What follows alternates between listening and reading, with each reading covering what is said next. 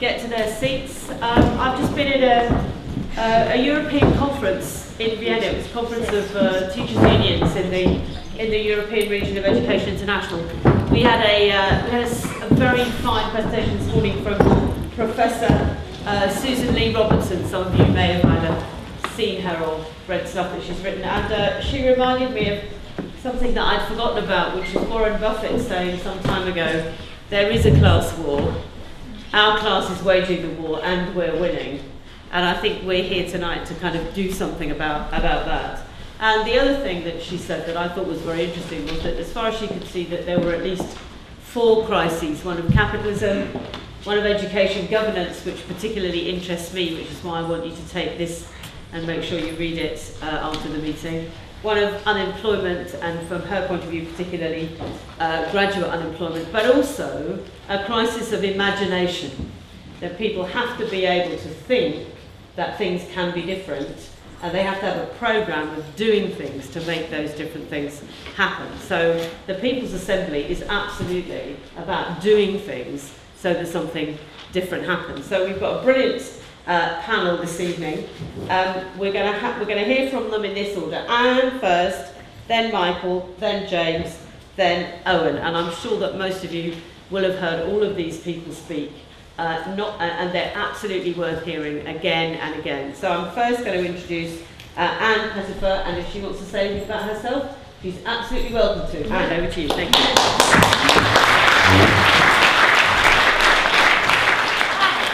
Everybody here at the back. It's a great hall.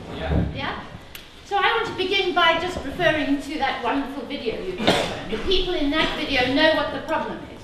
The problem is not the welfare state. The problem is not the NHS. They were very clear. It's the 1%. It's the City of London. It's the guys who messed around in derivatives, as the young black woman said. And one of my problems with discussing austerity is that we are inclined to frame it in the way Osborne wants us to frame it, as an economic issue. It's not an economic issue. Let me tell you, it's not an economic issue. The government has spent something like an additional £4 billion on interest payments since 2010. They spend £30 billion a year on tax credits. If you just diverted some of that money away towards forcing employers to increase wages and incomes, you really wouldn't have to spend £30 billion, and actually you'd generate far more tax revenues. So this is really ridiculous to make an economic argument, and I've done this since 2009 when we published The Economic Consequences of Mr. Osborne, and we showed our famous chart where in 1945 the debt was 250% of GDP, and the Labour government embarked on building the welfare state at that point.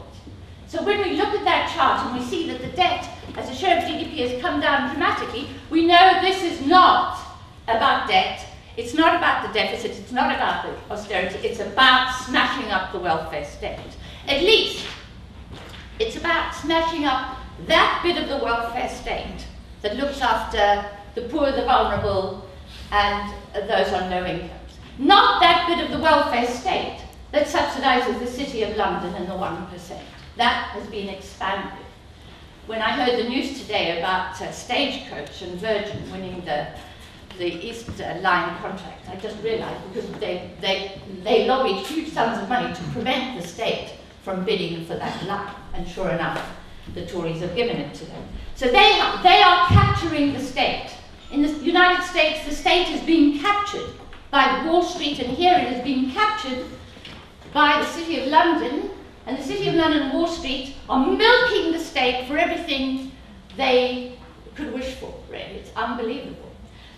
So what I want to talk about is not the economics of this, because this is not an economic issue. This is a political issue. This is about smashing up the welfare state. And then I want to talk to you, because I don't believe there's a single person in this room, if I ask one of you, which one of you here is in favour of austerity, will a hand go up? No. We are here because we're all of one mind. Right. So the question is, what is the left doing? And I want to argue, and this will be controversial, I want to argue that we're playing into Osborne's hands. I looked at the banner, no more austerity, we demand the alternative. The thing what comes out is austerity. That's the thing everybody's talking about. about. That's what Osborne wants him to talk about. I'll never forget the first demonstration after 2010, where the unions organised this massive demonstration. The Tories and the Liberal Democrats had decided they were going to attack, they were going to use the opportunity, as Naomi Klein has clearly explained, with a sort of shock and awe thing, in order to smash up the state. This was a big chance for them. What did we do? We went on the streets and we became defensive about the state. And the state had done nothing. The NHS had no role whatsoever to play in the crisis. The public sector had no role whatsoever to play in the crisis. The crisis happened, as we all know, in the City of London. So why don't we have up here, instead of austerity, why don't we have up here, smash the City of London, I'm going to say it right now, but shrink the City of London, down with the City of London, and what the one I want more than anything else is capital controls over the mobility of capital. That's the big picture. That's the big picture. Our economy, and I want to talk about the big economic picture. What happened in the 1920s, when capital was liberalised and was allowed to roam the world freely without any restraint, it caused the post-First World War crisis, which led to the 1929 crash. It smashed up the economy. And what happened was we began to pull back from that. First of all, there was the gold standard, and what we have today from the coalition is the gold standard. That's the gold standard. It's about shrinking any public spending and expanding the space for private spending and expanding the place for subsidy of the private sector. And so, of course, the demand then was to cut spending too, and we did, and to increase unemployment and low wages, and they did, with a vengeance, right? And in 1931, this was defeated on the one hand, because the gold standard destroyed itself effectively, and secondly, because Roosevelt came to power in the States and said to the City of London and to Wall Street, get lost. His inaugural speech stands today as a powerful if we like, leadership motto for all of us. We just echoed Roosevelt's inaugural speech when he so viciously attacked Wall Street and blamed it for the crisis, and closed the banks, and called the Bretton Woods Conference in 1945, and not a single banker was allowed to attend the Bretton Woods Conference when they restored the state to its proper place. They introduced capital controls and they transformed the economy worldwide. And we lived through a period known as the golden age of economics. Now that was a period in which the working class, as we discussed last night in the House of Commons, was bribed not to go over to the Soviets, right? So there was a lot of politics and geopolitics going on, but there was also some economics. And the economics was control the mobility of capital. Don't allow the City of London to mess around all over the world. Don't allow it to escape to those tax havens. Keep it home. And the problem with us is we can't talk in those terms, mainly because we are fixated on our little patch, which is, where we work, maybe in the public sector. And we're not fixated on the City of London and what it's doing to us. We've also bought into globalization. We like buying iPads that are built in China and having fancy iPhones and imported. We like going to visit our cousin in New York or tripping over to Europe. We like the mobility that that's got us. We like all those goods that we've been lured into consuming. We are, 60% of this economy is made up of consumption, shopping, basically. We don't make, now that's not entirely our fault, but we've bought into it. So what I feel is that the left has to be really careful, and I'm angry at the left actually, because the labour movement, and I speak here amongst friends I hope, is on its knees. Wages are being slashed. We have so-called rising employment, but it's awful employment. Our young people don't have anything to look forward to. The NHS is being privatised under our very eyes. And what are we doing? We go on demonstrations and we say we prefer the alternative to austerity. Well, what is it? I want us to stop looking at the public sector. I know this is hard for you, Christine, and I feel for you. You know, they are not the problem. We have to look at the problem. The problem is the City of London and the mobility of capital. We have to reorient ourselves away from the framework that Osborne wants to create, which is let the city do as it likes, let them go rip, let them charge themselves, let them pay themselves the bonuses they like, to hell with the European Union. You know, let them mess around, let them speculate, let them risk once again another big financial crisis. And let them have as much access to the taxpayer revenues as they need. Let them have control of the Bank of England. If the Bank of England wants to print $375 billion and then give it to the £1 and give it to the 1%, yay, hey, says Osborne. And what does the left say? We don't focus on that. We focus on the thing that we love and tend and where we are, which is the public sector. And we let them off scot-free. So I want to, and I say this because, last time I was on a People Assembly platform, I was on with Ken Livingstone. Had a meeting in Soas. And Ken said, he said, I balanced the budget of the GLC. I reckon the government should balance the budget too. Honestly, it was shocking. It was deeply shocking. And Osborne would have loved to have been there to hear it. On Positive Money, which is a progressive organisation, there's a chap called Huber, and he says that government should get down to the routine discipline of balancing budgets. It's a progressive organisation. We're in deep trouble here because we play into the framework of balanced budgets by focusing on it, and we let the bad guys off the hook. We're not aiming at the City of London, we're not aiming at capital. Now, it's not easy, but the reason I think why we've mobilised and we've got all this anger, but those people that you interviewed, they got it. They talked about the 1%, they talked about the City of London, they talked about derivatives, they talked about how it was nothing to do with the NHS. They get it. The question is, where are they going to be led to, and by whom? And I'm worried about where the left is on this one. The left is still confused, still anxious to protect our patch, which of course we must protect, but why don't we go on the attack and go for the enemy? Thank you very much.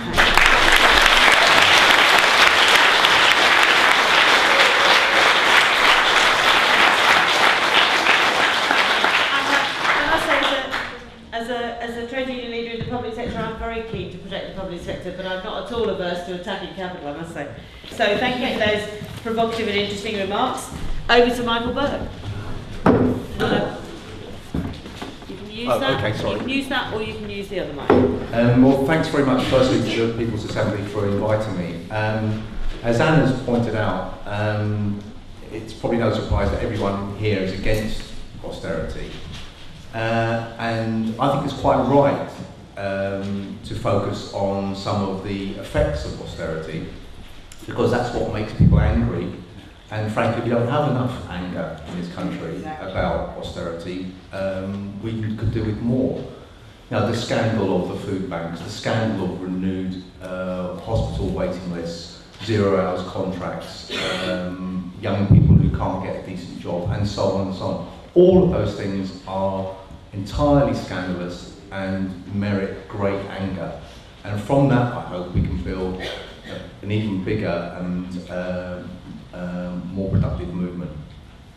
Well, I wanted to, in a very short space of time, 4 speakers, speak about how we got here.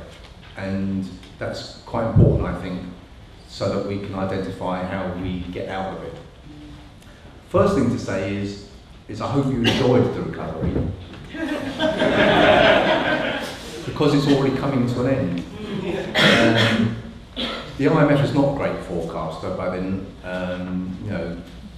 no one's got a crystal ball. But the IMF forecasts for Britain are that we've already had the best of the recovery, that the economy is going to slow in the second half of this year. In fact, it is slowing in the second half of this year, and that it will be slower again next year, and slower still in 2016. And can you imagine what that's going to be like? Because already it's the case that most people are worse off, and that's when we've had the so-called recovery. If we have a situation where we have slower growth under current policies, most people are going to get much worse off. And the IMF hasn't factored in the likelihood that, as Osborne talks about, we're going to have the same again. You know, we're going to have the same dose of austerity all over again. Because this one worked so well, we're going to do it again. And I have to say, as a member of the Labour Party, I think it's a scandal that the Labour front bench is talking in the same terms.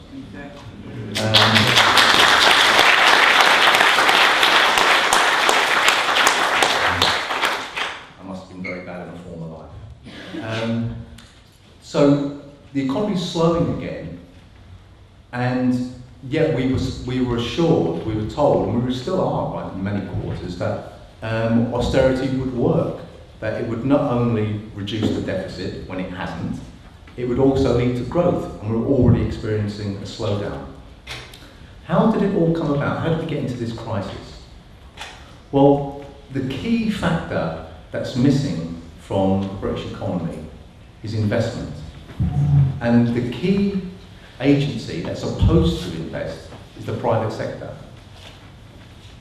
Companies are supposed to invest at least a portion of their profits in order to build those companies, and that's what's supposed to work. That's how the capitalist system is supposed to work.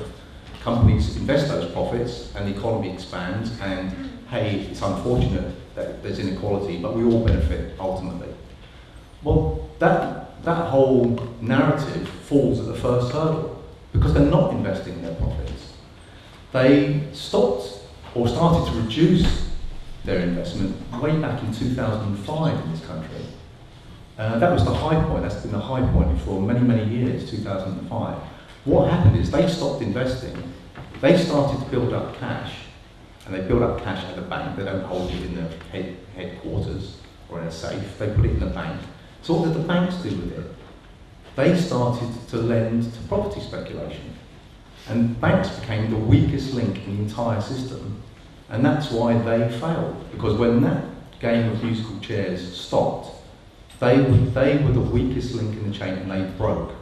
And we shoveled hundreds of billions of pounds into the banks to rescue them, even while we were told at the same time there wasn't a penny for disability allowance, for people on job seekers allowance, and then a whole host of benefits. So they've been bailed out, but they're in no better shape than they were in 2007. Because what they're doing now, the money they've been bailed out with quantitative easing, is more speculation. More speculation in housing, more speculation in stock markets, and more speculation in commodities markets. So the situation has become more precarious, not less. And we have a situation where when the private sector refuses to invest, the private sector is on an investment strike. It's the most successful strike I've ever seen. They're on an investment strike. What does the government do? It cuts its own investment. That's what this government has done. David Cameron and George Osborne in the autumn statement will be no doubt, I'm certain, will talk about government investment. They've cut government investment from 3.5% of GDP to 1.5% of GDP. And that in itself reinforces the private sector investment strike, because guess who's the biggest customer of the government? It's the private sector. Now, if this was all that was going on, the situation would be so bad we'd throw up our hands and say, well, there's nothing that can be done. It's a terrible situation, but what can we do? But the reality is, because they refuse to invest, they're hoarding capital. Now, they do other things with those profits as well. They pay themselves record payouts in terms of management bonuses and share options and so on. And there's also record payouts to shareholders. But the remainder remains uninvested, and the cash hoard of British companies held at British banks is over £500 billion. Now, to put that in context, that's about 1/3 of the annual output, the annual GDP of the whole country. It's an enormous cash pile. So when people say, or famously Liam Byrne, the outgoing Labour Treasury Secretary said, there's no money left. It's a downright lie. There's loads of money left, and it's sitting in banks, uninvested, and that's the cause of the crisis. That's why there's no good jobs. Because in order to have a good job, you need to work at a good workplace. You need a good factory or a good office where they're expanding. It's easy to hire people when there's no investment, but you end up with crap jobs, low paid, 0 hours, working part-time in small retail outlets. That's what's happening. So, how do we address that crisis? If there's an investment strike and they've got a cash pile, it's really straightforward. Why don't we take some of that cash from them? It's sitting in British banks, which the state regulates. It owns a good chunk of the banking system. It licenses them all, and it has strict regulations which it can alter about where they can lend to, i.e. it could change the capital requirements, so it could do no lending to commodities speculation and could do lots of lending. For example, we could change the ridiculous help to buy scheme, which is just throwing fuel on the housing market. We could change it to a help to build scheme, so we actually build some council houses. That would keep rents down, that would put people in work, that would get people with more decent housing. That's how we do it. We could insist that the privatised energy companies keep their bills down and invest. They haven't invested since they were privatised. That's why the lights may go out this winter. They haven't invested in renewables. We could insist they do. And do you know what? If they don't, we could take them over. We could nationalise them.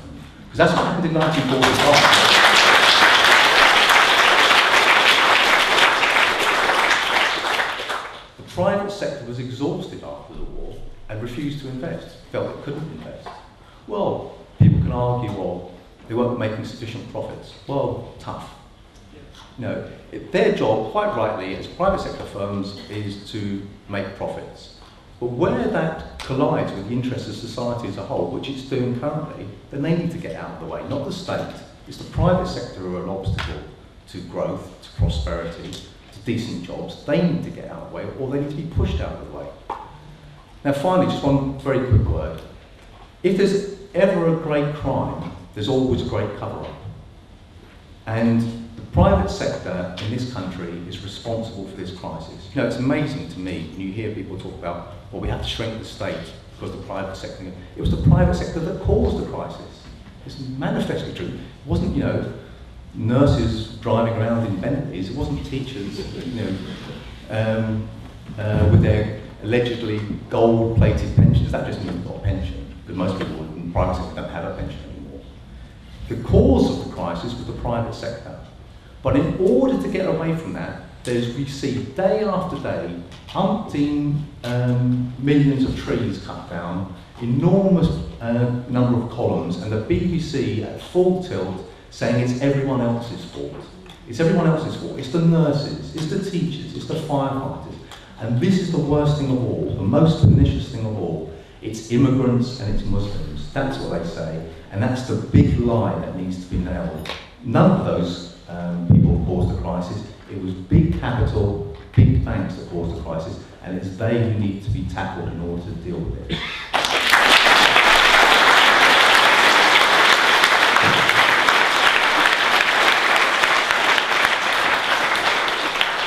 Thanks, Michael. Okay, two more speakers and then the opportunity for questions. So our next speaker is James Meadway. Thank you. Thank you for the invite to speak here. There's an old quip, actually, a bit of a dilemma. There's an old quip about, you've got 3 economists, you've got 4 opinions, and my slight dilemma is actually kind of agree with the last 2 here, but I don't think it will hurt to underline a point or 2. And I did want to start, I've got another apology, I did want to start somewhere fairly unpleasant. I wanted to start with George Osborne, and the total, I don't know what he's going to say when he stands up next week, but the total, absolute, near complete failure of his entire economic strategy over the last 4 years is probably a good place to start as any. Because what he said back in 2010, and on this point the Tories and the Lib Dems were in complete unanimity, was that we had to introduce austerity, which is the worst public spending cuts for generations in this country. We had to introduce austerity to close the deficit, because that's the gap between how much you get in taxes and how much you spend, and that was too big, and we're borrowing too much, you have to close the deficit, and you need to start bringing down the debt. Now, if you look at what has happened to the deficit over the last year, it's risen by 10%. It's now approaching about £100 billion extra borrowing that the government has made over the last year. Incidentally, if you want to kind of hollow laugh from this, you can dig out the Office for Budget Responsibilities. This is the independent body that George Osborne set up that sits in the Treasury, staffed by Treasury employees, has a Treasury appointed head, but it's independent. In fairness to them, I think they've actually moved out of the building now, so that's a small victory. If you look at their forecasts for where we would be by now, it's like seeing another country. It's like seeing this magical faraway land where everybody's wages are going up and the investment that Mick talked about is actually happening. And in particular, the government deficit has fallen to £40 billion by this year. So in other words, of the original targets that George Osborne set and the plan that they had, that they said was the most important thing they could do, was to shrink the deficit, they're £60 billion shy of that. And if you add up the borrowing that this terribly responsible coalition government that is managing the economy, that is quote-unquote clearing up Labour's mess, if you add up the total amount of borrowing that they've made in the last 4 years, it comes to £517 billion. That is more than every single Labour government in history put together. That's the scale of the failure, on his own terms, of what George Osborne has done for the last 4 years. Now you have to ask yourself, to paraphrase Nye Bevan, it takes a special kind of genius to institute the worst public spending cuts for generations and still get a rising deficit out of the other side. This is really quite something. You don't have to look far for the reason, of course, which is that if you look at this recovery, and as Nick says, hope you enjoyed it. You wouldn't have done, I would guess, for most of the people in this room, because that's a recovery that has seen a continuation over the last few years of what has been, for the last 6 years, the longest sustained decline in living standards as measured by real incomes, by how much money you're getting after you take account of inflation, since official records began in 1856. Right? That is the longest sustained decline in living standards for most people since official records began. That's what we're living through at the minute. That's the recovery that we're failing to see, that most people will be failing to see on the back of it. But of course, if people's incomes aren't rising, they're not going to be paying more in taxes. And why is the deficit rising? Because Osborne's not getting the tax revenues in. Not helped, of course, by the fact there's been a 14% decline in corporation tax revenues in the last 4 years, because every year, in addition to the evasion that takes place anyway, every single year, George Osborne makes a point of cutting corporation tax. So big corporations, well, they take the hint and they don't pay. So there's a decline in tax revenues, and that's why he's missing his targets. That the entire recovery that's happening here is something approaching a sham. Now you might think underneath this, and you don't have to think too hard about it, to think there's something a little bit odd going on here. That if most people's incomes are falling, and that's what the figures tell us, and that's what experience of most people will tell you. If most people's incomes are falling, how is it that we're getting a recovery at all? If it's consumer spending that's driving this recovery, if there's more spending taking place, how can it be that most people are getting paid less and yet apparently spending more? In which case I think there's two things. And these are the two things that helped drive us into the crash back in 2008. And there are two things that are recurring now with a vengeance. One of them is that, yes, I'm sure average wages for most people have fallen. That doesn't really apply to what's happening at the top end of society. Over the last year for which we have figures, it's very, very striking. Incomes for the top 10% have risen by about 3.4% over that year, up to the end of 2013. For the bottom 90%, which is basically everyone else, they've fallen by about 2.4%. So in other words, inequality is rising and rising, and as long as there's a few people with a bit more money to spend, they can go out and spend it. And that's why you see record sales of luxury goods, particularly in a city like London. This is rising inequality. This is an increasingly unequal society that this recovery is building. That's one part of it. The other part of it is that if you look back at what happened in the 2000s, you can start to see the same pattern appearing, that if incomes aren't rising for most people, but you still want to keep the economy ticking over, lo and behold, you can ask them to borrow. And if you look at what's happened to unsecured lending That's lending not on mortgages and things, that's credit cards, that's store credit, that's if you go and buy a car and the car manufacturer gives you a loan to do it, and that's worst of all, payday loans, the most insecure, unstable, high interest, appalling form of lending that we have. That is rising now by about £1 billion every single month. That's the recovery that we're living through. Increased inequality, so a few people are doing very nicely, thank you very much, and rising borrowing for the rest of us. And it doesn't take a genius to spot that if you have falling incomes for most people and rising debt at the same time, if debts have to be repaid, you're storing up everything so that you're lurching towards another crisis. This is a wildly unbalanced recovery. It is getting worse as it proceeds. There are no real prospects, as of now, for a sustained recovery in most people's standards of living, and this is the dim prospect of continued austerity going into the future. Because what we're facing here, I think, and I think Anne's absolutely right in this, is that what's going on is not determined by the necessity of having to pay down the deficits. That's clearly, I mean, people on this platform would have said that's clearly not going to work through austerity. Austerity sucks demand out of the economy, it leads to falling incomes, it does all these things. You don't close a deficit like this. What you've got going on here is something approaching a choice. But it's not a choice that any of us have made. Not a choice that any of us came near to back in 2010.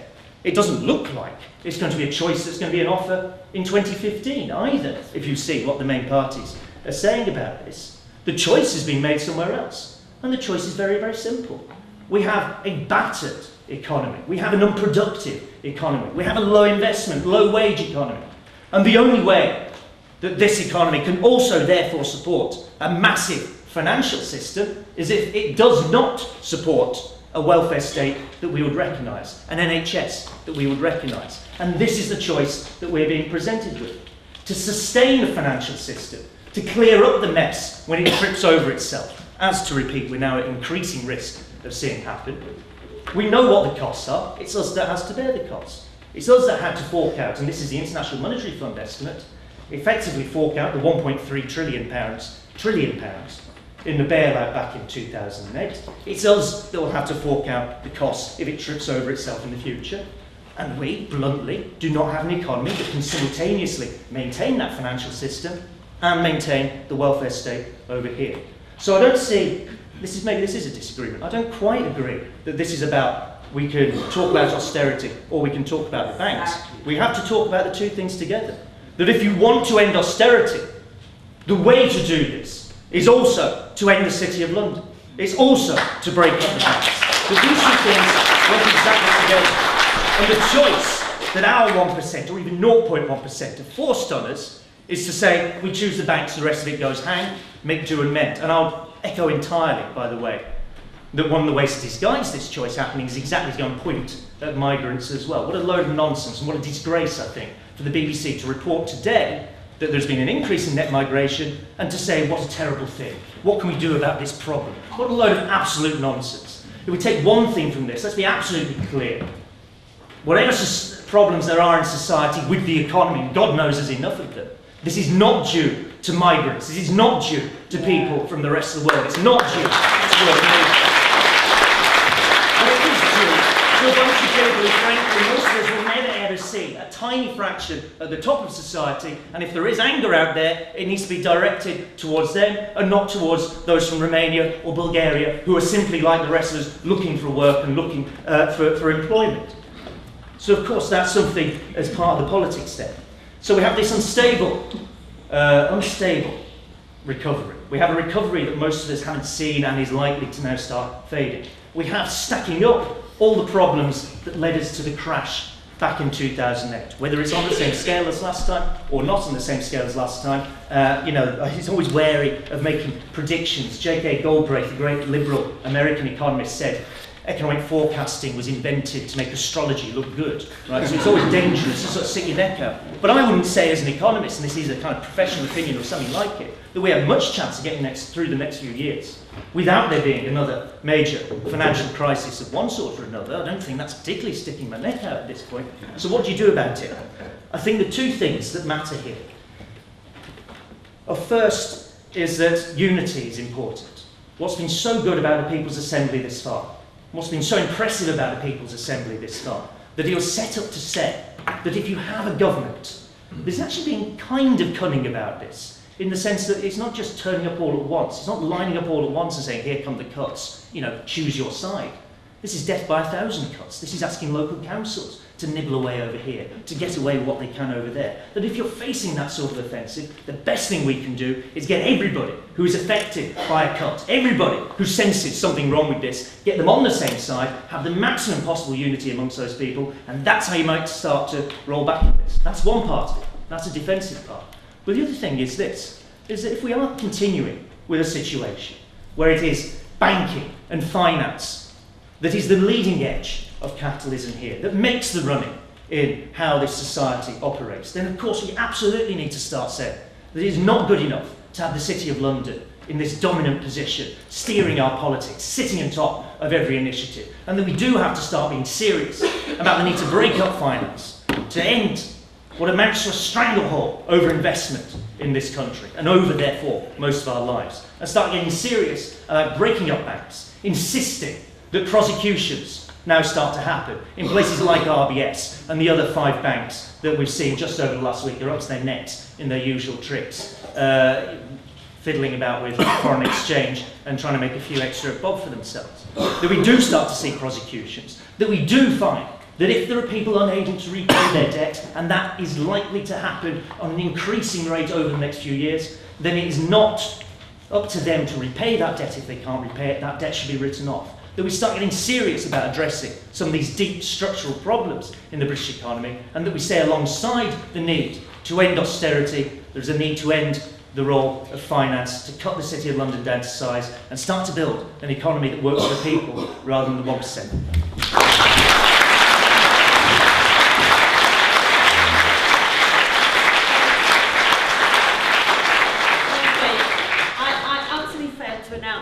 Tweeting, didn't I, at the beginning? So I hope people have not turned off their mobile phones and they are actually tweeting. And if you are tweeting, you should be using the hashtag, 2 hashtags, hashtag austerity myths and hashtag austerity fail. So I expect to see lots of tweeting in the next few minutes. Okay, our last speaker before we come to you for questions is Owen Jones, who needs no introduction, and I'm not going to make one.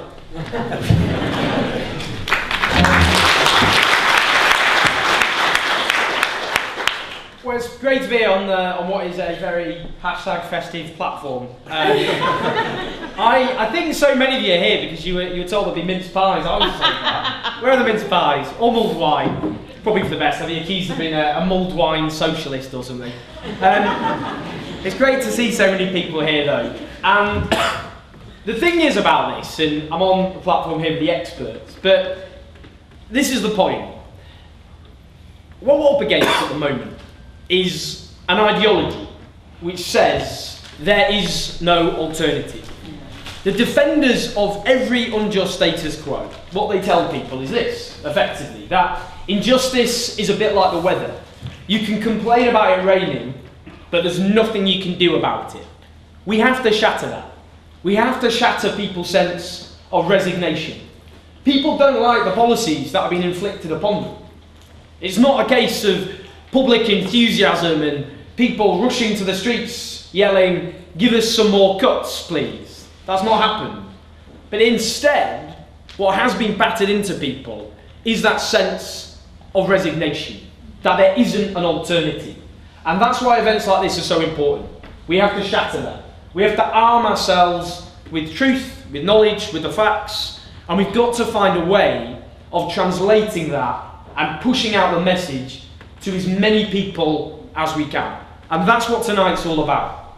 Now, if we wanted any evidence, any striking evidence of just exactly what we're up against and who we're up against, then look no further than the privatisation of East Coast Rail Line announced today. East Coast, a rail line which had failed in the private sector, which had been brought back into the public sector as a consequence, which became the most efficient rail franchise in the whole of Britain. Its existence are not pure to the dogma of the market knows best. The market delivers efficiency and value for money. Well, this was receiving less state support than every other single rail franchise in this country. And of course now has been delivered instead to a tax dodger, Richard Branson, and a man, Brian Souter, who was most famous for campaigning against gay equality. And here's the difference.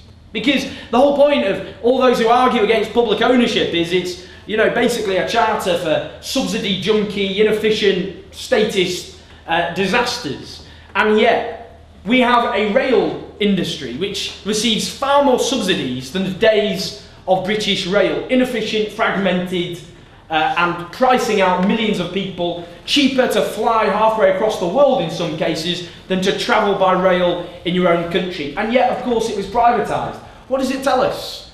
These people aren't basing their policies on the facts, on a rational assessment of what works best. They're, of course, completely driven by ideology. But it's not enough to say that. Because if you say that, it almost sounds a bit like they're misguided. You just need to persuade them that ideology is wrong and we can persuade them of another, because their ideology is all too convenient when it comes to shoveling wealth and power into the hands of those at the top of society. And that's, of course, when we look at modern Britain. We have a country which is a racket for a small group of people, which is rigged in favour of the interests of a tiny group of people at the top, rather than the interests of millions of working people who keep society ticking day after day after day. And austerity, of course, is just the most acute illustration of that fact. Because, of course, the big defining question of our age is who caused this crisis and who has been made to pay for this crisis. Now, of course, we have to take on the myths that underpin austerity. Not just myths, outright lies. Like the central lie that often drives austerity, that the reason we're in this mess is because the last government spent too much money on schools and hospitals and public services, when the Conservatives themselves backed Labour's spending plans, pound for pound, until the end of 2008. Now, I make this point partly because I'm sure, like many people in this room, was an arch critic of everything that the Blair-Brown project, or the New Labour project, stood for. What a perverse irony that I have to often, people like myself, defend New Labour's economic record often from their own people. Because, of course, this myth, this lie, has been allowed to become almost passed off as political common sense because of the abject failure of the Labour leadership to rebut the charge that their spending caused this mess in the first place, rather than the bankers at the top of society. Absurd. An absurd reality and truth of modern politics, but there we have it.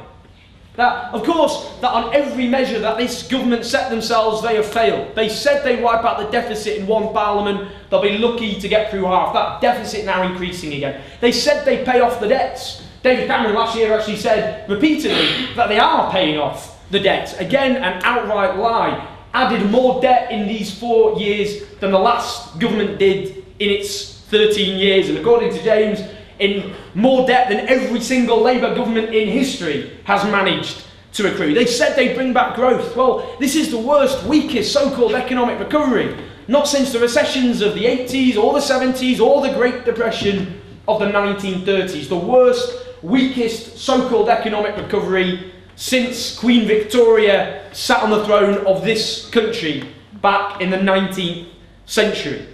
A growth now which, when it returned, is simply fueled by quantitative easing and fueling a consumer debt-fueled boom, much of what we had in the first place, which resulted in economic disaster itself. But these aren't the measures, of course, which are the most important ones. Because it doesn't matter what GDP figures say when it comes to the reality of most people's lives. Now, who would build this society from scratch? In the last 5 years. In the last 5 years of one of the great economic traumas in the modern history of this nation, the wealth of the top 1,000 people has doubled.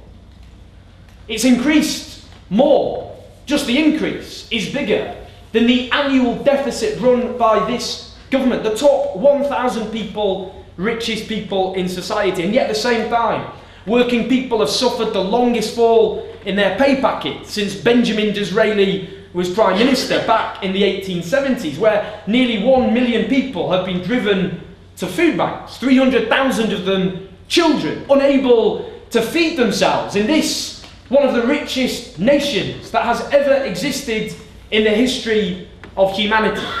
Well, friends, if we're going to sum up in whose interest this society is rigged in favour of, well, let's think of this. The banks. The banks which plunged this country into economic turmoil.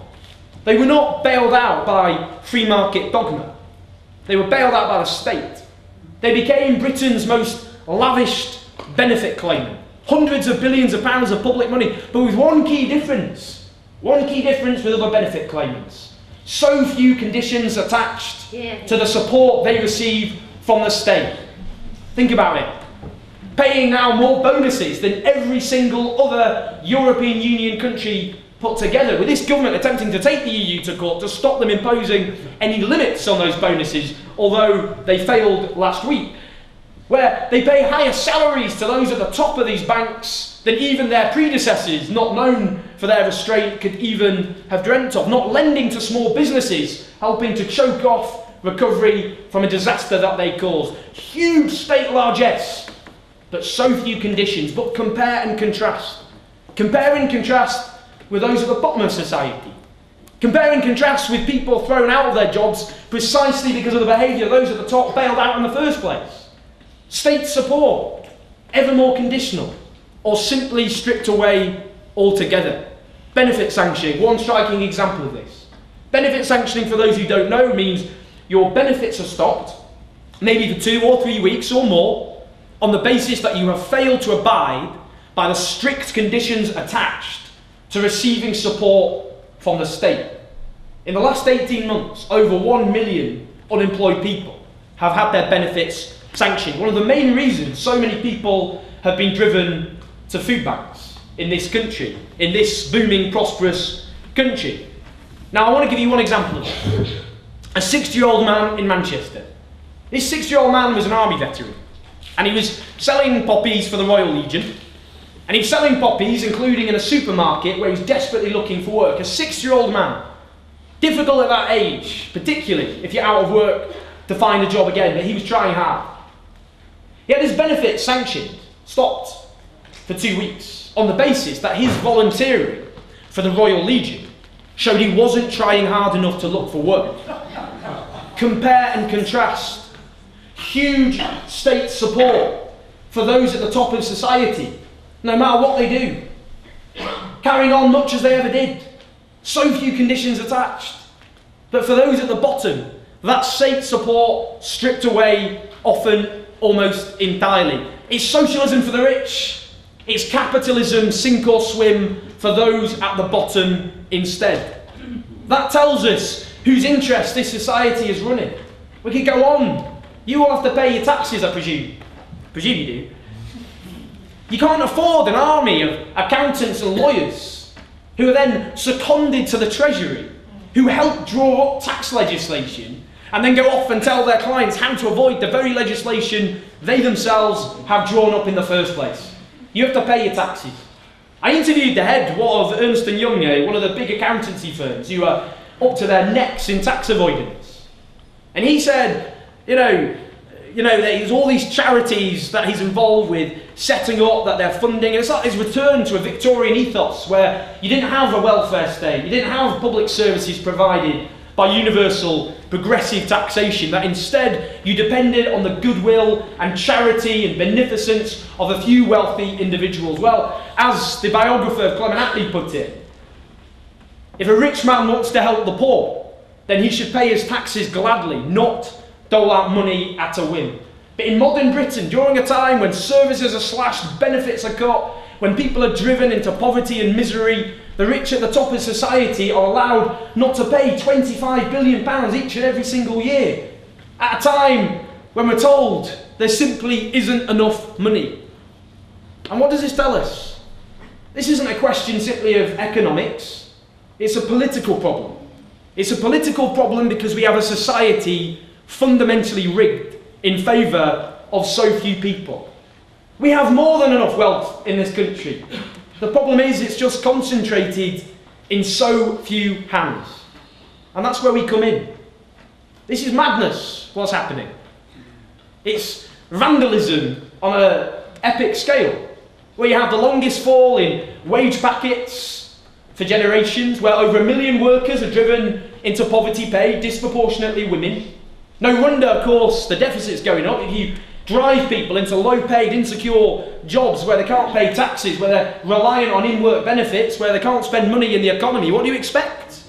This is a society where 5 million people are stuck on social housing waiting lists, and yet the Tory press will bay with a few failed reality TV stars if you attempt to impose a mansion tax on a tiny group of people at the top, whilst they remain silent about hundreds of thousands of predominantly poor disabled people having to pay a bedroom tax, forced to cough up money they don't have, or to downsize to smaller properties which don't even exist. It's a society where hundreds of thousands of children grow up in poverty, where in this prosperous, booming city, London, where foreign oligarchs snap up new build properties and leave them vacant, where 1 in 4 children grow up in overcrowded homes, robbed of security, of dignity, of well-being, of health, of education. It doesn't have to be like this.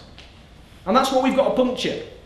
The idea that people should be resigned to ever falling living standards, to public services slashed and privatised, to companies which just conveniently help fund the governing Conservative Party in the first place, where this generation will be poorer than their parents for the first time in generations.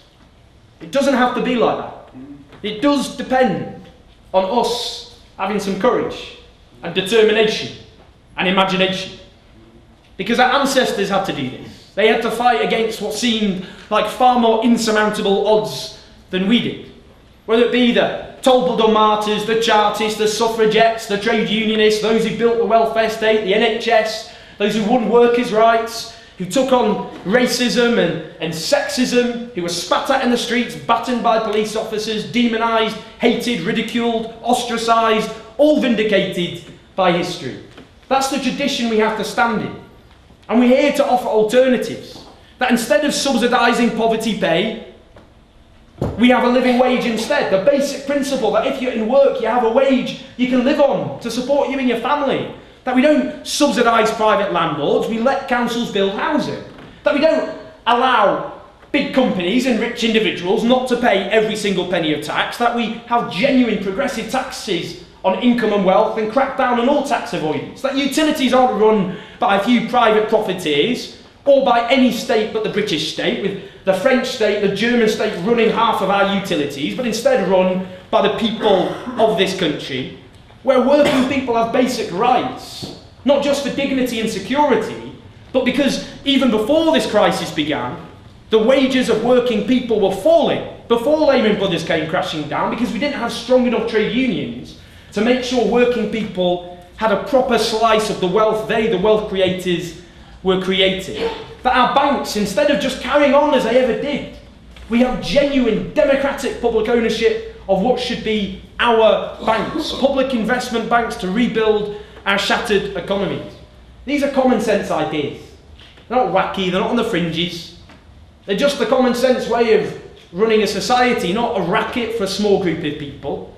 Not where we all have to accept as though it's just the way it is, it's like the weather, that injustice can't be overcome, that people will just have to accept getting poorer and poorer whilst a tiny group of people at the top enrich themselves at the expense of society as a whole. These are political problems, but people are fighting back.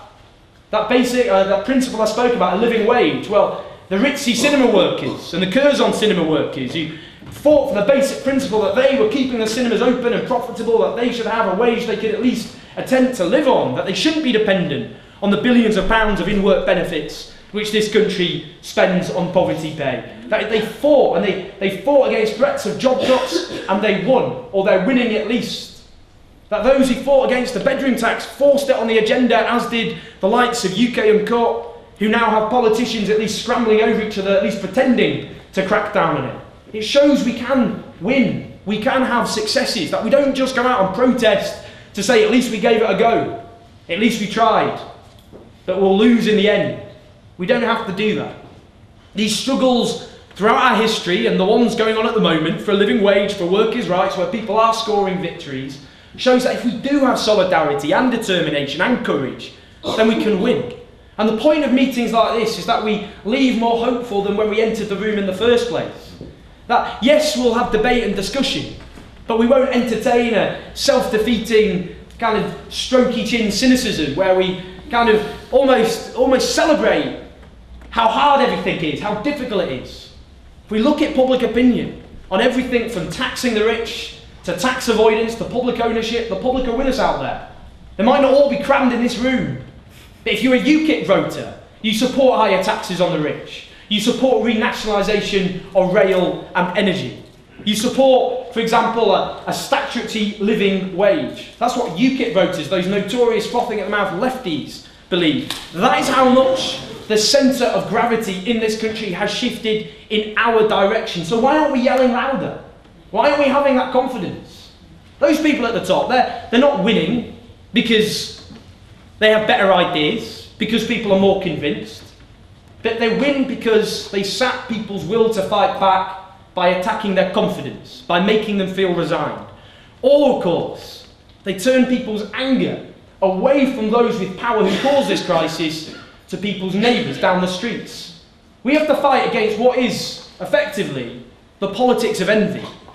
And just to explain that, you know, when you stand up for the bottom 70%, they call you a class warrior. You stand up for the top 1%, then they call you a moderate. That if you have, you know, the audacity to suggest that people at the top doing better than they've ever done should pay a bit more money, then you're waging class war whilst, you know, balancing the nation's books on the backs of the poor and disabled. Well, that's simply economic common sense. Well, friends, what they try and do is get people to envy each other. They say to low-paid workers whose benefits are being cut, in-work benefits cut by this government, whose wages are being slashed by their bosses, don't be angry with your boss, don't be angry with the government, envy the unemployed person down the road living in a mansion made out of widescreen television sets. Or private sector workers where pensions are decimated. One of the great scandals of our time, which we should be yelling about far more loudly, the lack of good pensions for private sector workers. But friends, what do they say to them? What do they say to those private sector workers? Don't be angry with your boss. Envy the teacher or the nurse down the road. They still have a pension. Why should you? Why should they? And it's the same where people can't get an affordable home, governments haven't built council housing, or you can't get a secure job because they've been stripped from our economy. Don't be angry with the powerful, envy the immigrant getting the home or the job that should be yours instead. The politics of divide and rule. And they know if we're angry with each other, that we're envious of each other, that we're fighting over whatever scraps remain, that they will always be let off the hook. And that's, of course, where UKIP come in. UKIP, this bunch of enterprising charlatans, this anti-establishment party led by that rare breed of British politician, a privately educated white man who worked as a city broker. An anti-establishment party bankrolled by multi-millionaire ex-Tories, an anti-establishment party whose latest two scalps as MPs are two privately educated Tory men, one who worked in the city, the other in asset management, really sticking it to the man, whose policies really deviate from the political common sense of our time. Privatising the NHS and public services, slashing taxes on the rich, getting rid of what remaining rights working people have. Ooh, anti-establishment stuff there. But look, we have to tell people, we have to ask people, who caused this mess? Was it the Polish fruit picker? Was it the Lithuanian nurse? Was it the Nigerian cleaner? Or was it an out-of-control financial elite which got away with it and still gets away with it today? Is it the tax dodgers who hoard £25 billion each and every year whilst the rest of us pay taxes as our public services are gutted? Is it the poverty-paying bosses who leave most people in poverty in work, earning their poverty day after day? So that's our job. We've got to give people hope. We've got to make sure people are angry at the right people. As Tony Benn, who died a few months ago, who I'm sure many of us miss very much, said, the way you get change is the burning flame of anger at injustice and the burning flame of hope at a better world. There's so much anger out there, but all too often not enough hope. And that's where this comes in. We have the ideas, We need to communicate them in a way that resonates with people and their experiences. The people out there that are on our side on all of these key issues, they just need the confidence to believe it's possible. That another world isn't just possible, that it's necessary. So let's go out there, let's have the same courage and determination as our ancestors. Let's know that we're fighting not just for ourselves and our communities, but for future generations as well. That we can build a society, not a racket for a small group of people at the top, but a society run in the interests of working people. That is our prize.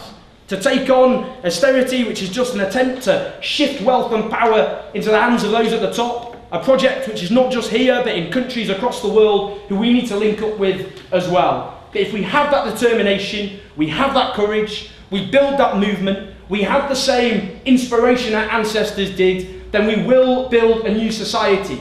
We will get rid of this government, we will get rid of austerity, and in the years to come, future generations will look back at what we did with pride. Let's make sure we have an answer when they ask us what we did. Friends, we stand together, we fight together, we will win together.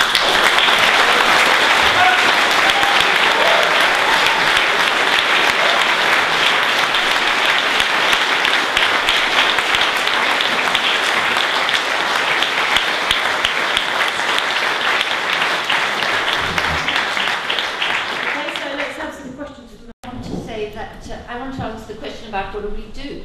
I mean, we do have organisations, we have trade unions, and my faith rests with the trade unions, with the organised working class. I don't, like you, I am very cynical about the Labour Party. I think the Labour Party is willing its own defeat with its very flawed economic policy and its promise of more austerity, and that's tragic, it's really tragic.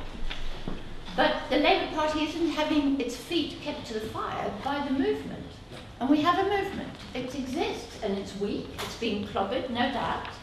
But we do have organisational capacity. And when I look at other organisations and see that they actually have to, and I'm not going to name names here, but they have drifted away. They don't have the cohesiveness and the organisational skills and ability and memory of the trade union movement.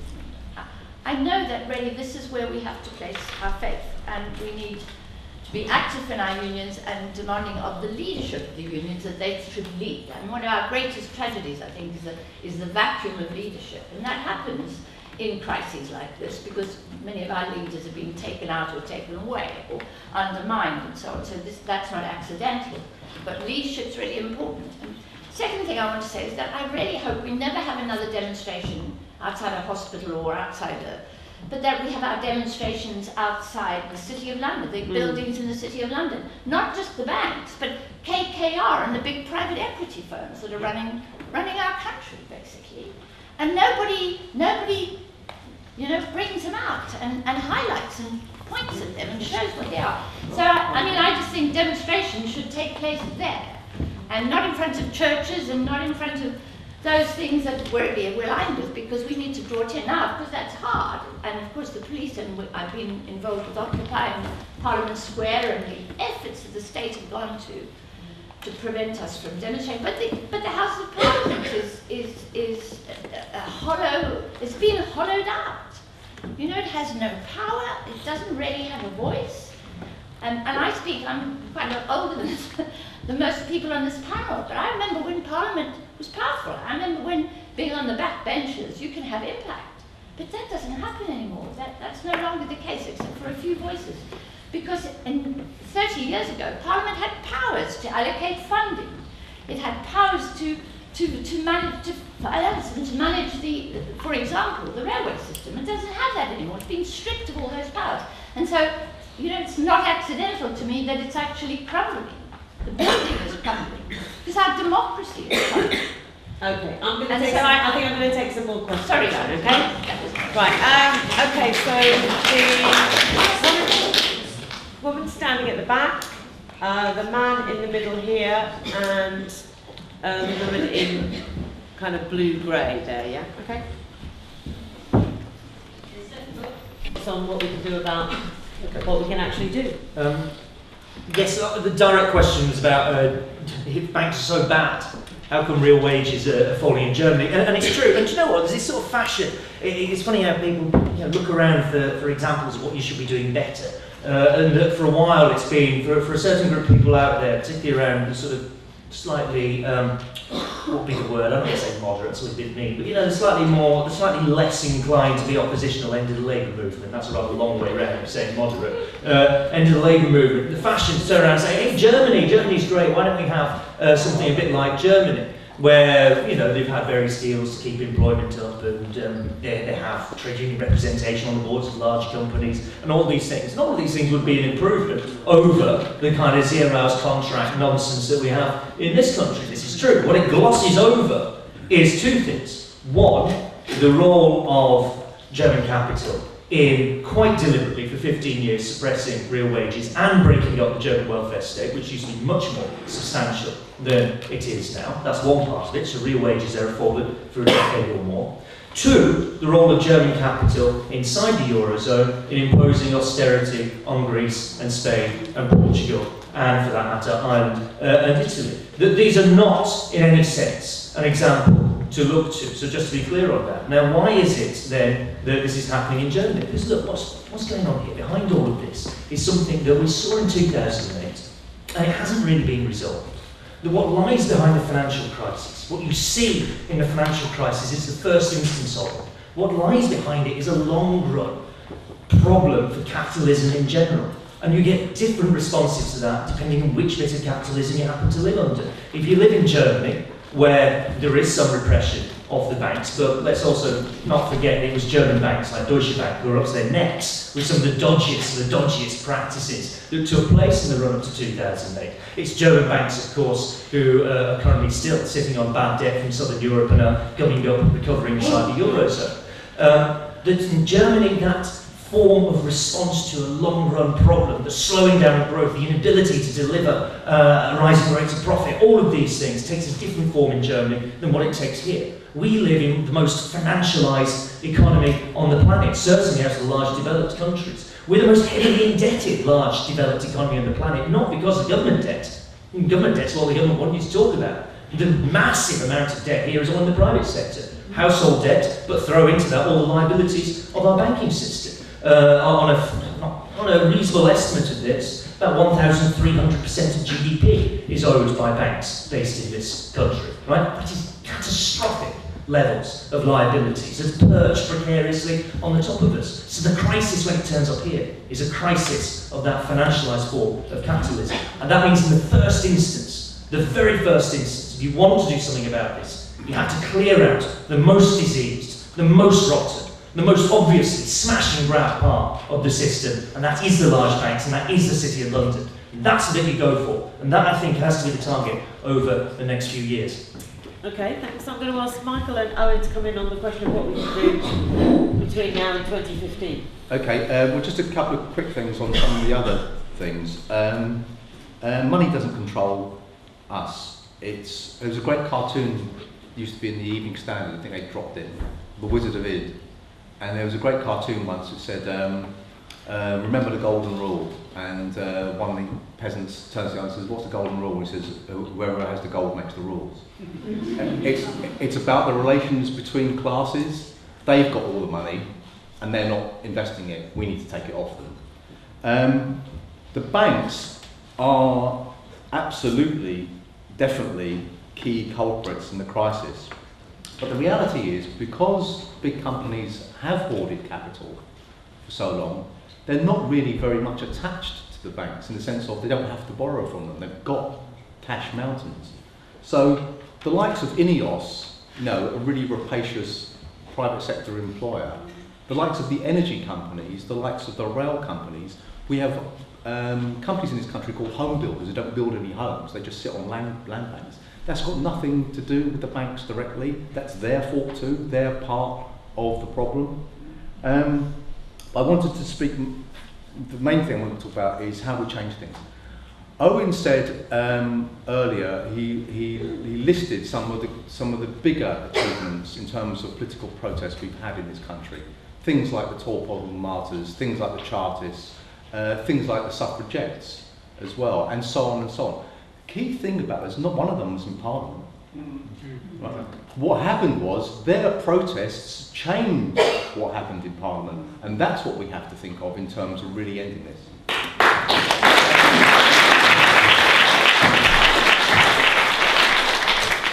Well, absolutely, and it just, I mean, in terms of what we don't do is go, all people's front of Judea.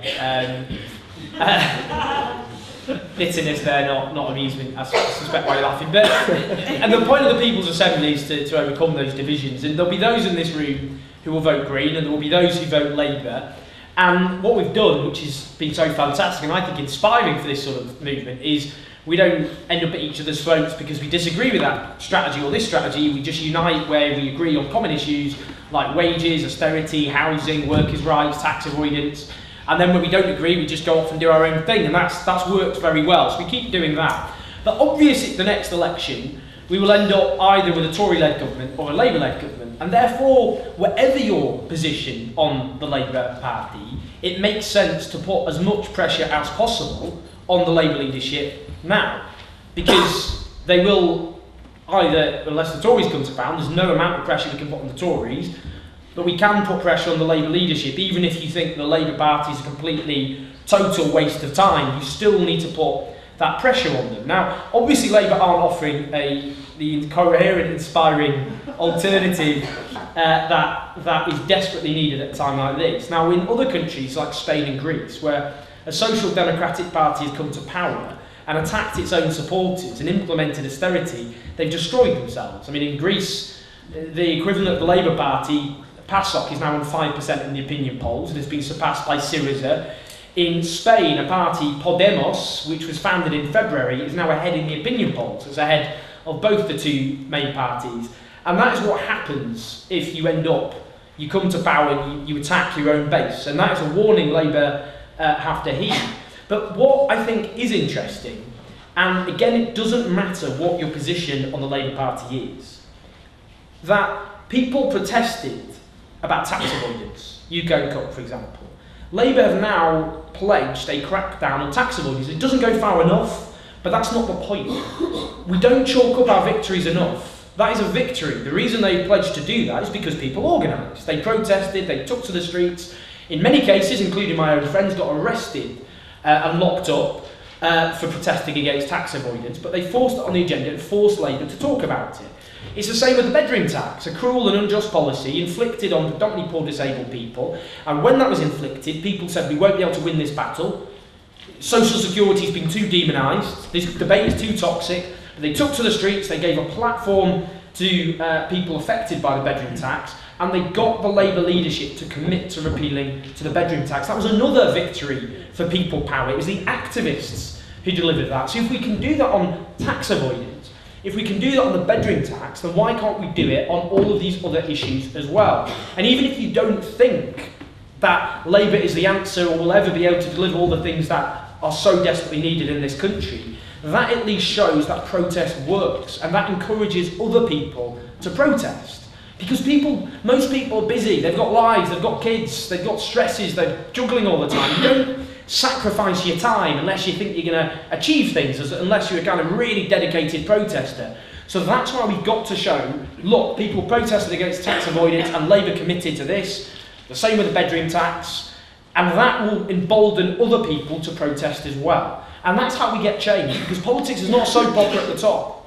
It's not, a few advisors just fling out policies here and there, often is, but it can also be about people organising from below and forcing politicians, whether they want to or not, to concede. I mean, that's what Frederick Douglass, my favourite quote, Frederick Douglass in the 19th century, power concedes nothing without a demand, it never did and it never will. The more we protest and organise about issues where the public are already on our side, like tax justice, workers' rights, for example, like the minimum wage, having a living wage, the more we do that, the more pressure we put on the Labour leadership to shift their position. Because at the moment, they've got all this pressure, without taking into account how the ideology of a lot of them, they're on this pressure from big business, the Tory media, all the rest of it. Where is the pressure coming from the other side? There's not enough. There's some, but there's not nearly enough. So we learn from the example of the bedroom tax and tax avoidance protesters Let's organise far more loudly about all these other issues, and if we do so, we'll put them under a lot more pressure. But we also warn them, if you come to power and you implement austerity like they did in Greece and Spain, then you will destroy your own party, and if that happens, others will fill the vacuum. And let's just make sure if that's the case, it's not UKIP.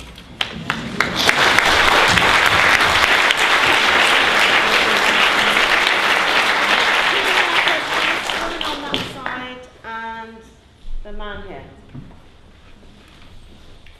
Look on the first one, the two good direct questions. The first one is you get this on, you hear this about the banking industry. You can't possibly tax these people. You can't restrict their bonuses. They'll leave. You think, good. Absolute nonsense. Adair Turner, the former head of the Financial Services Authority, the regulator, in his more radical moments, he's getting like this in his old age or something. He's sort of doing the Tony Benn, talking about socially useless activities of the banks. Yes, that's exactly what it is. It's not just socially useless. We have to pay for it. That's the meaning of the bailouts. That's the meaning of the recession. So if they want to, goodbye. Farewell. It's a pity they have to end up somewhere else, but sorry, rest of the world. So that's the bankers dealt with. In terms of what you might say to corporations that produce them, there's two things here. The first one is why do companies locate here? Well, part of that is that there is actually a very large market here. There is actually money here. There is actually people you could sell things to. That's part of it. So I don't believe that if you started to put up corporation taxes from the kind of incredibly low rates, it's even lower than America, that if you did start to clamp down on evasion, there's somebody like Amazon would just say, well, we're not going to sell to Britain anymore, we're going to try and sell all our stuff in the Seychelles or something. That's not going to happen, right? They have to stay here. And truthfully, I think Mick touched on this. Look, if you're faced with a company saying, you're increasing our taxes, we're going to leave, well, let the company leave. We'll take all their assets. We'll run the company ourselves. There's nothing to prevent us doing that. For instance, that a company making profits and threatening to make redundancies would just say, well, nationalise it. That's simply not on. That shouldn't be allowed. That, to me, sounds perfectly reasonable. So I don't view as particularly serious the issue of companies leaving like that. I do think we need controls on the movement of capital. I think there's an argument for not allowing very, very wealthy individuals and their hedge funds and all the other paraphernalia the option to simply move their money wherever they like. I do think things like the Robin Hood tax, although it didn't go anywhere near far enough, would be a good step in the right direction. You start taxing financial transactions. You also do things like, for instance, a mansion tax would have some impact like this, given the huge amounts of overseas capital now flooding into London property. And what a load of nonsense. And you kind of feel sorry for Ed Miliband sometimes, but sometimes you don't feel sorry for him. I mean, how poor it is that he wasn't able to come up with a coherent defence of that policy, in the face of an attack by Micheal class. These are not wildly radical things to do. These have actually been done in my lifetime, frankly, and I think maybe not Owen Jones, but done in the lifetime of other people on this panel, that you can do things like this. But I think there's also something else here. It's not enough just to be backward looking. It's not enough for us to say that we're defending the good things that we might lose. We also have to try and talk to the people who are not just concerned about what they might lose, because I think there's a whole generation of people younger than me who haven't really seen the welfare state. All they've seen is something disappearing in front of you. All you've seen is privatisation. All you've seen is university tuition fees. You've just seen this over and over and over again. What are you defending at this point? You have to get the people who can defend the good things you do have and line them up and get them together with the people who can see something better than this. And I think what you're seeing at the minute is larger and larger numbers of people get a sense there must be something better than this. Now, if we can put those two groups of people together, that's when you start to have the kind of movement that will shift Parliament around.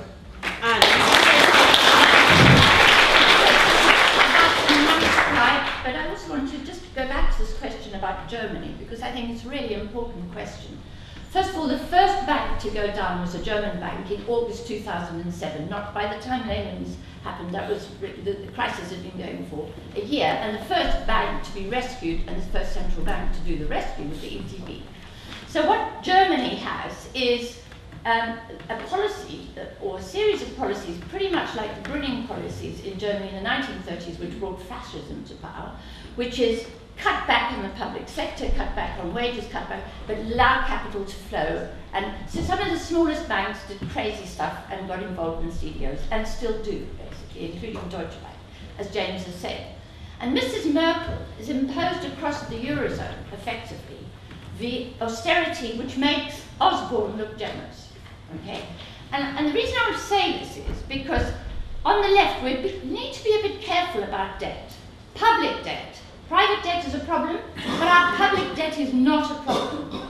And George Osborne's biggest enemy is Fraser Nelson as a spectator, the right wing, who don't want any government spending at all, no matter when. Okay?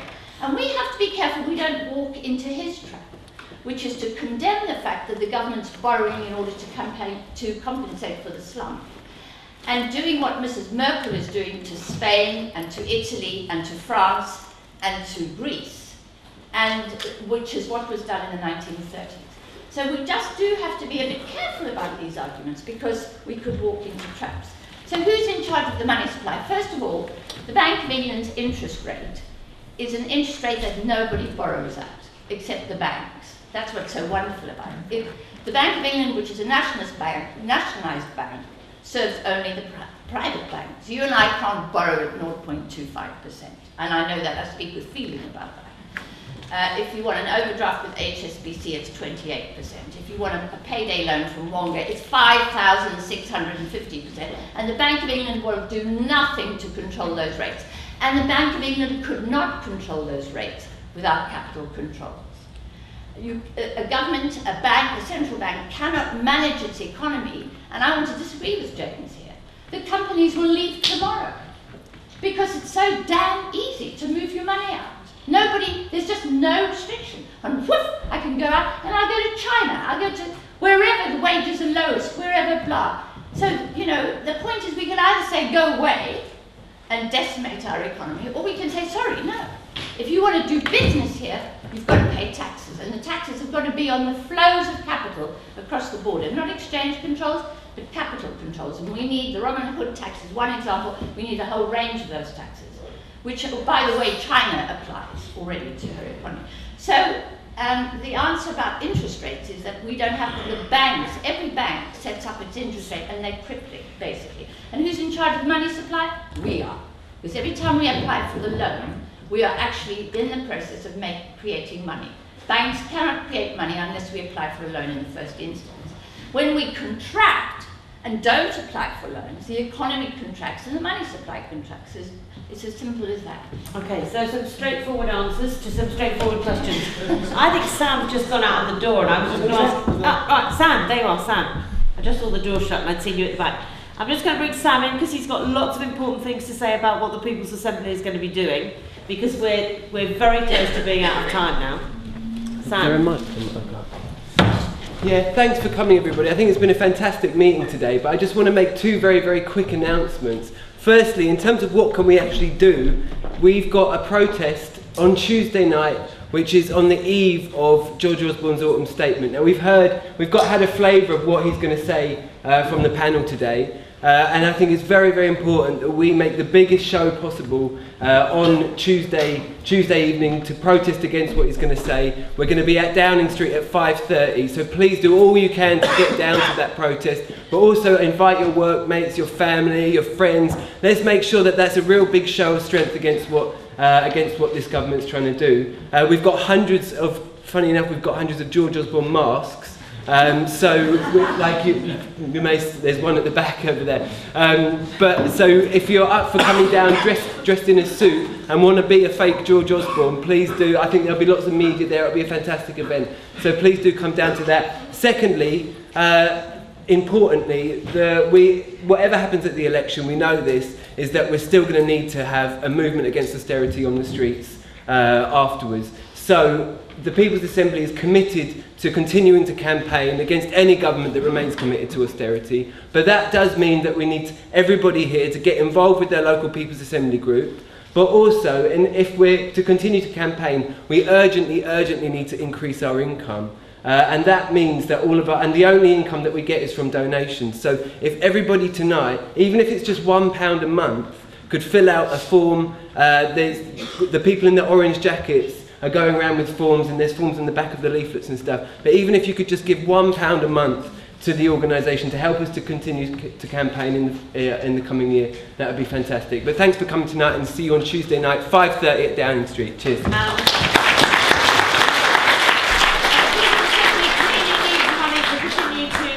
Produce the kind of leaflets that there are at the back. There's a mass of material at the back produced by the People's Assembly. It's really important to take it. It's really important to have those conversations, because, you know, the fact is we won't raise people's science, we won't raise people's enthusiasm to do something unless they understand that actually there are different ways of doing things. And all this business about the money's gone and all that, you know, there are myths that we can bust if we actually have the information and we talk to people. I just want to say one thing about the NUT since we're here.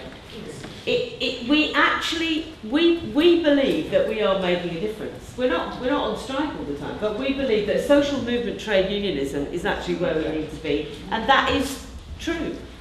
There are 1,000 teachers, regrettably they're not all the NUT, but there are 1,000 teachers in every constituency, and we have got teachers week in, week out, lobbying people, saying, do you really think 1,000 teachers are going to vote for the kind of policies you've got at the moment? And they're saying that obviously to Tories, but they're also saying it to people who are, you know, thinking that Tristram Hunt knows how to run education. So I would say to you, make sure that you are doing all of that lobbying, whether it's of the Green Party or the Labour Party or anyone else, because actually we need people to be active. We need them tweeting, we need them giving out leaflets. We've had massive numbers of stalls on the streets on Saturdays with the NUT and the People's Assembly, building for big events, but also just getting messages out. So I think a stall with the 10 minutes about austerity and stand up for education in every town centre in the next few weeks would be something where people would actually get the information that would mean that they could go away and do something about it. So we're pretty much out of time. I just want to thank you also all for coming, and to say that there's another...